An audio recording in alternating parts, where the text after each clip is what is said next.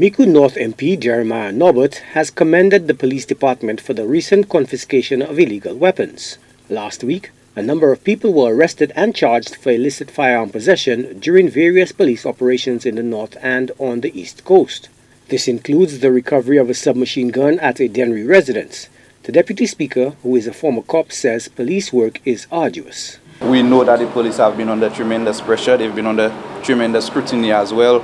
The question have been raised as to whether they buffer in equipment, whether they increase support on the part of the government is going to translate into increased successes. And I think it more, as we've always said, it has to do a lot with the morale and how the police feel, if they're empowered.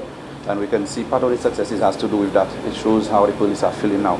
There's a lot more that can be done. We've seen spike again in the amount of gun violence offenses happening. However, I'm very happy that the police are not just sleeping and they're actually working. I can tell you, being an ex-policeman, that it is not an easy task. It is one that is very demanding, one which requires a lot of effort on that of the police. And I'm happy that the government is providing them with the support, but moreover that the police are doing what is necessary to ensure that they can solve the crime. The High Command of the Royal St. Lucia Police Force at Chesterfield will soon have a new commissioner, with the current office holder set to depart by the end of the year. Norbert, who spent 10 years on the beat, was asked by reporters about the challenges of the new top cop. He pointed to the value of morale and cohesion. Some of the challenges are based in the institution itself and will not go away with one individual, and that is obvious. You have to deal with an organization that is fragmented in terms of the structure, and rebuilding that structure is going to take some time, because you must be able to command the respect of the hierarchy. So whoever the commissioner is going to be, I can tell you he's going to also have the task of getting the full support of the men around him, because I mean, you're just one individual, but you have the support system must be strong. The deputy commissioner must be supporting you, the assistant commissioner must be supportive of your policies and the things that you're trying to do. So it has to be a collaborative effort, and once the incoming commissioner, whoever becomes commissioner, can have the support of those around him, and we can see an increase in the morale, I can tell you that the work of the police is going to be easier. Norbert stresses that the police are just one facet of the crime fight, and society writ large must not allow a culture of permissiveness to prevail.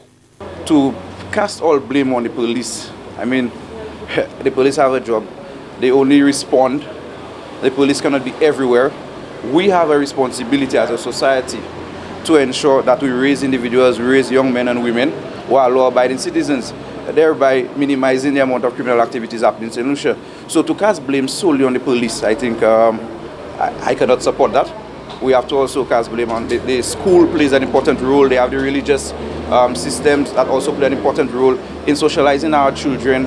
The government has a role to play as well in terms of creating an environment that is enabling, that is conducive, and one that is where crime does not seem like you can just do it and get away with it. So all of us have a part to play in it.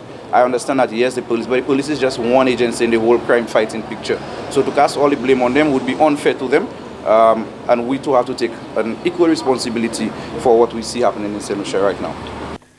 The public is keeping a keen eye on the courts to see if local judges and magistrates mete out the new tougher penalties under the revised Firearms Act. The Miku North MP conceded to reporters on Monday that he longs for a St. Lucia where violent crime is greatly reduced and the police can achieve higher detection and clearance rates.